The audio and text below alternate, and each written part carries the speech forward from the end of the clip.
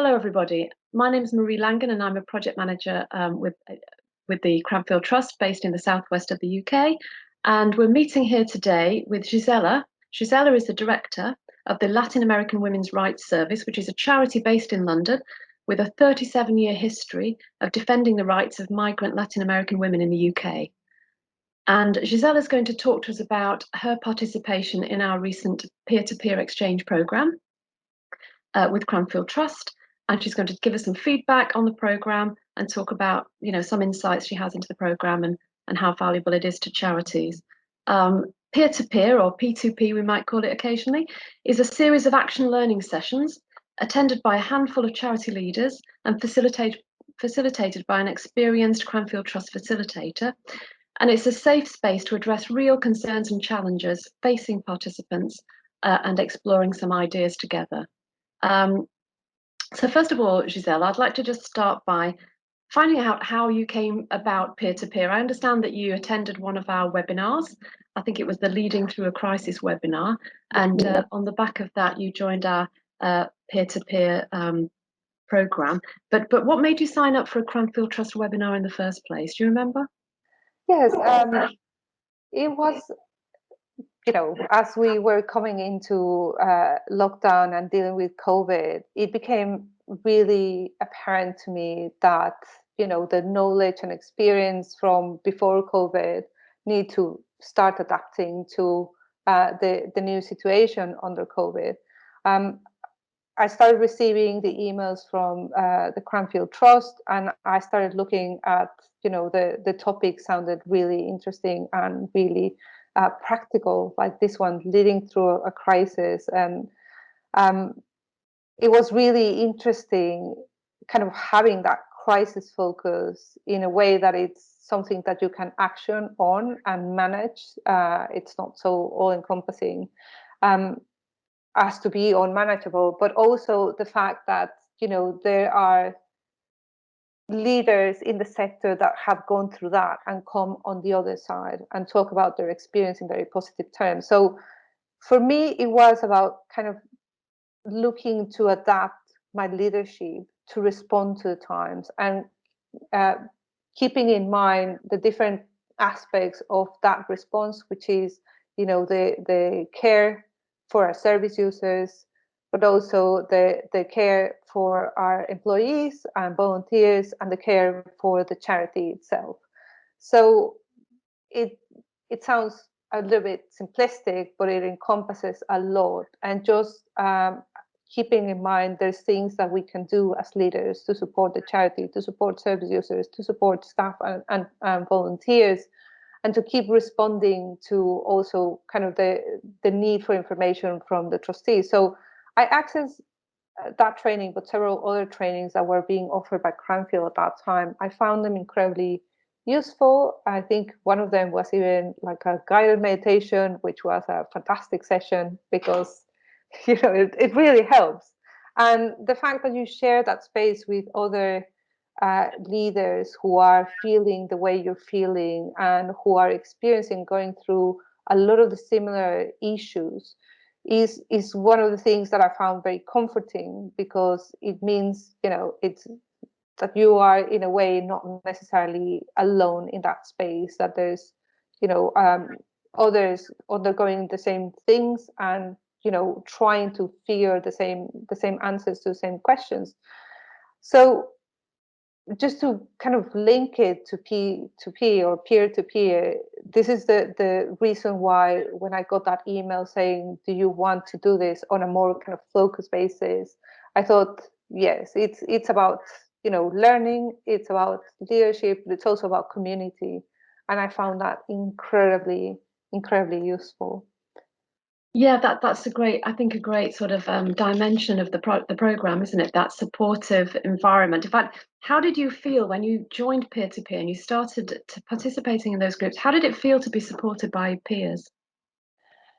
It was interesting because, I think sometimes we come into the space, or at least I come into the space a little bit nervous and feeling that maybe what I'm going to find is that my peers are much more advanced undergoing the process than you are, and maybe you're kind of lagging behind and not really understanding or responding well to context. So I was a little bit nervous, to be honest, and it's a little bit difficult to have these kind of conversations with people you don't know, and being introduced to the group. I very quickly realized, and this was during the first session, about hearing what my peers were talking about. Oh my God, this is happening to me, and oh my God, this is happening to me. It might be that the situation is not exactly the same, but there is a commonality in the experience, I guess. Having the support of Fatima, who was moderating the whole session, how she moved things around and just make sure that the conversation was flowing, and that we were keeping to time and things like that, was very useful, because then it became very quickly structured. Again, we're talking about things, situations with perhaps your staff or communications or fundraising or governance. And then I thought, like, this is very similar to the experience I have had.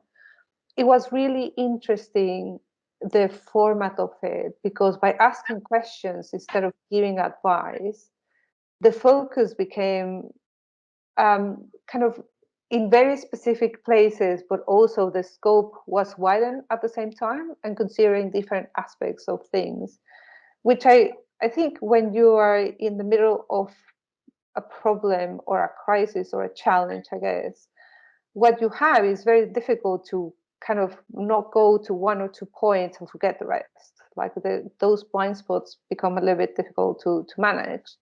The questions are really interesting. I enjoyed it a lot as well, because the questions kind of give you an indication of the experience of the person asking the question, but also of the different dimensions of a very similar issue or a very similar problem. So it became very engaging very quickly.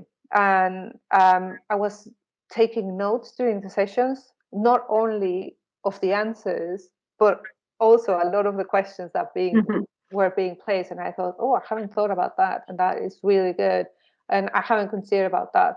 I did go back at some point. I think, it might have been at the introduction that the process was being explained as open and honest questions. So I did some research online to understand how that works, and how do you ask a question without giving an answer implicitly within the question. So it became a dynamic learning process, a very engaging learning process, and also a way of building that trust and that community with our leaders. And it was really interesting. We had charities that were involved in the arts. We had charities that were doing kind of work with marginalized and vulnerable communities, like we are. We had CEOs, but we also had managers, and the mix of the experience was also in itself, because it spoke to a whole range of issues, but also situational experiences, if that makes sense, and how someone who has been at the front of charity for a long time feels and sees things very different from someone who is really coming into this role for the first time. What is the difference between a job share and not a job share? And seeing how someone who is coming through that process, but it's not yet there, sees things also in a very different light. So, as I said, it's engaging, and it's reflective, and it's a very easy way of remembering kind of key things. You can't remember everything, but I still remember, have some flashbacks to conversations, like, oh yeah, we discussed that, and this is what happened. I think, just to close this bit, the last part of it, which is coming back for the next session 2 weeks time, with how did it went, was a really important component, because not only you get to hear a little bit of how all these questions and this advice made a change, but also when you're exposing your case, you are in a way required to do something with the information you got and put it in practice very, very quickly. So I think it was really very good. And it's an enjoyable process. It's a lot easier than sitting down and seeing slides like all the time.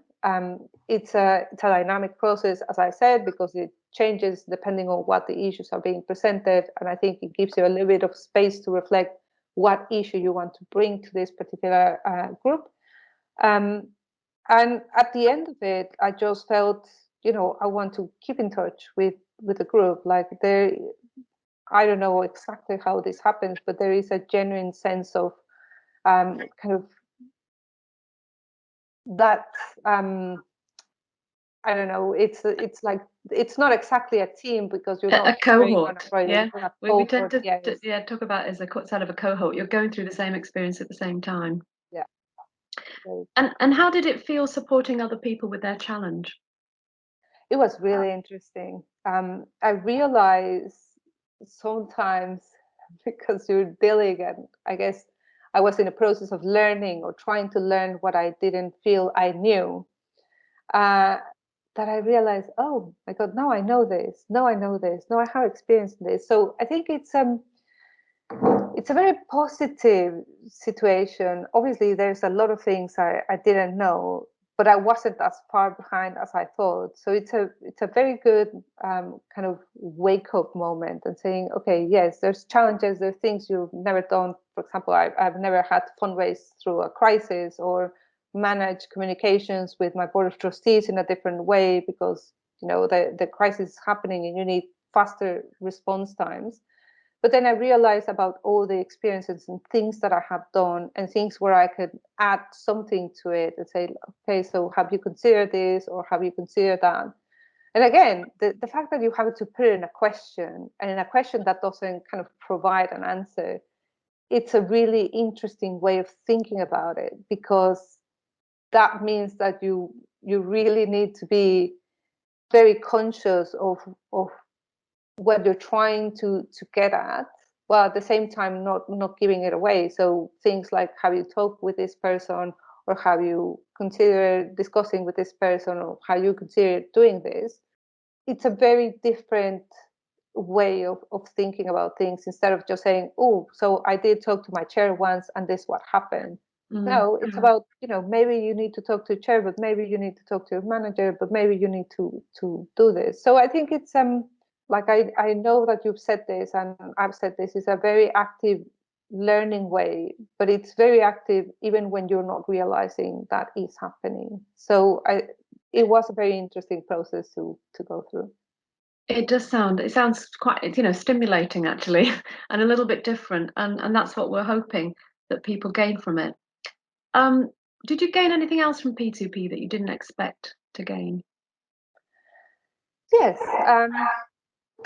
I I mean, this is very surprising because somebody in my cohort was in the process of changing jobs, and then this person was talking about some of the plans that he had and he was going to implement, and I thought like, oh, that's interesting.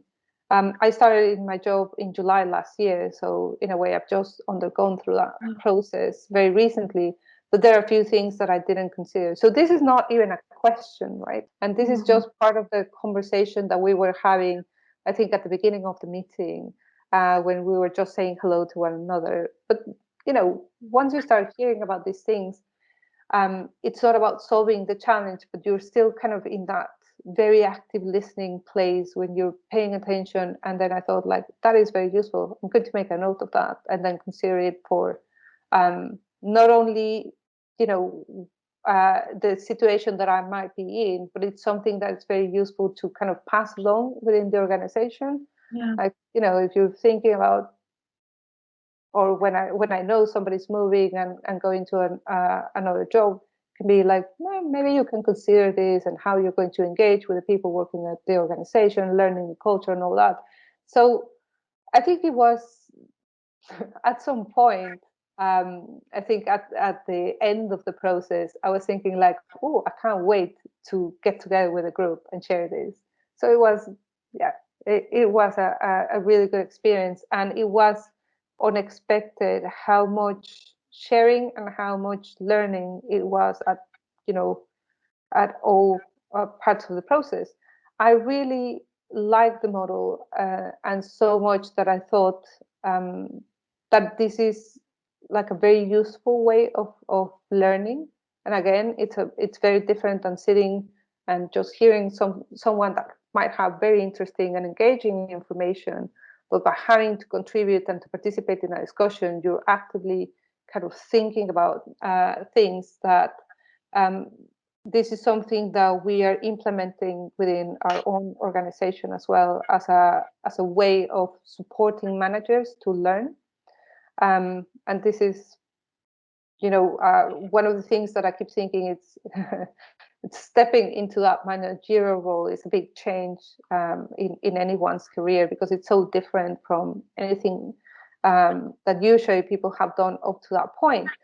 And how can I support my managers to not only receive the information but retain it in a way that it's going to build that kind of muscle memory for them to face the challenges and or support their teams, or ensure that things are going well. So that was unexpected, but it's a for me it's a very good reflection of how much I enjoy the process itself and how useful I thought it was, because once you're committing resources within your organization, I mean, you're not going to do this lightly, right? So you think this is a very good model, and then you put that resource behind it to make sure that we can become a more active learning organization, and creating that kinship, if you will, between different members of staff that, by virtue of working in different areas of the organization, do not necessarily have that much opportunity to come together in that way. I thought if you can do that between complete strangers, co-workers and colleagues, this is a very good idea.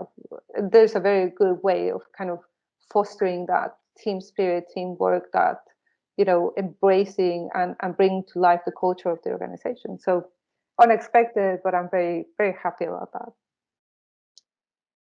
So I can see how you were inspired to take it within your organization. How have you followed up with your organization? How have you rolled out something similar within Latin American women's rights?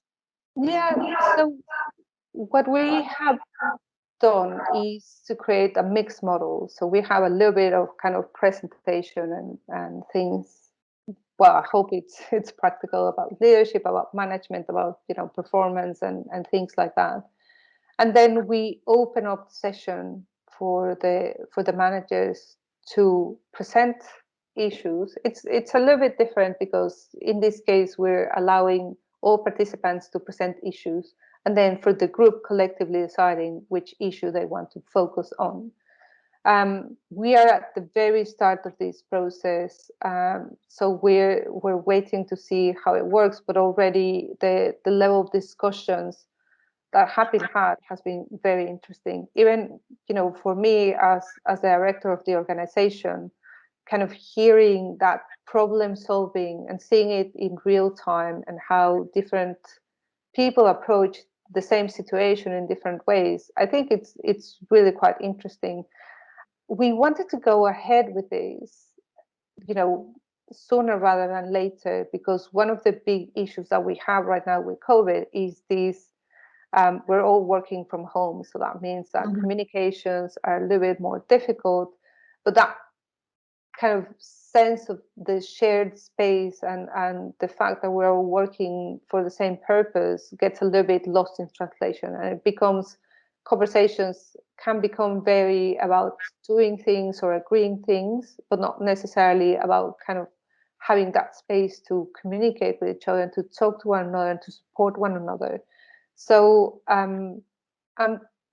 as I said, we're at the very beginning of this, but I think already I can see potential for this, and hopefully, I mean, I can't say that it will. This is something that is going to also support the managers to feel that sense of community and that shared space. So you mentioned COVID, and obviously we're living through a pandemic, a crisis. What is it about P2P that made it particularly valuable at this time to make time for P2P? What is it about P2P that prioritizes it for you? I think the fact that it's so practical. So sometimes with webinars, what happens is you're looking for a very specific piece of information. Mhm. And I mean, you sit through the whole webinar, and most of them have been really very useful. But then the piece of information happens at a very specific time. I think time is one of those resources that have become even more valuable during COVID because there's so much to deal with. And the fact that this is so dynamic and you can get that information, in a more focused way, made it for me a time investment. Mhm. Um, and making sure that I kept that time clear. So I kept it clear in my diary, even when there's a lot of meetings happening and all that, because I think it's a lot easier to kind of address very specific questions in a very time efficient way. So I mean, yeah, I think it in COVID the questions have become more complex, but also kind of finding the answers to that complexity is sometimes a little bit difficult, because again, if you get like particular pieces of information from particular trainings or webinars, then you have to put a lot of time into training. If you have something that's really dynamic, when you can get kind of the same information, even if not at the same level, through something that you put an hour and a half into, then that makes a lot more sense, because that's the hour and a half that you actually invest in and make sure you're going to be there for, because this is a very active way of learning and because we're sharing a lot of the same challenges. And what would you have done if P2P didn't exist? Where do you think you would have found this resource and support? I think I would have continued a higher level of training. I think that is the before and after for me, is that I was doing more hours of training in a week, as I said, to try and figure out how to manage some of the challenges. And the difference is, once I got to P2P, I'm still doing training, but not at the same level, because that was a very kind of useful crash course in a lot of things, and covered a lot of topics. And that meant also, as I said, like you realize sometimes you know more than you give yourself credit for. And that meant that I could just slow down and really focus on specific trainings that I really want to know. So it's a less time but more focus. And I think it was because I had the opportunity to answer a lot of questions by undergoing the P2P program. And what would you say to other charity leaders who are thinking about taking part in P2P? I think, I mean, I think the key issue, or I'm pretty sure that you're going to cover a lot of things, is active learning. It's enjoyable. It creates community and kinship. It's a good investment of time. If I may add something to that, I would say it's one of the ways that you can practice self-care that it's not that obvious. Because as I said, sometimes the level of responsibility that we all have means that it can feel very lonely. Once you start sharing that space, when you realize there's other people in your situation that are feeling the exact same way, and people who have had more difficult trajectories, and I'm thinking all the people that have started during lockdown and all, for me it became that space where I could just be and be with others experiencing the same things that I was experiencing. So it's less obvious about self-care, but it's a space I mean, surprisingly, for self-care. And for me that was the experience. Like, I would come into a session and then just breathe and breathe throughout, and then come back energized to deal with the rest of the day, of the week. and all that. So I think it's not that obvious, but it's really, really key, and it can be really helpful. Thank you very much for taking the time to talk to us today, Gisela. Would you recommend P2P to other charities? Yes. Yeah, definitely. It's a good opportunity to learn in a very active way. It's a very good opportunity to share space with other leaders going through the same things. It's a very good opportunity to create community and have some space for self-care. So definitely, I think it's something that, given the opportunity, should definitely I would definitely try again. And I think it's a very good use of time. It's a very good investment of time. And yeah. Well, thanks very much. No, that's brilliant.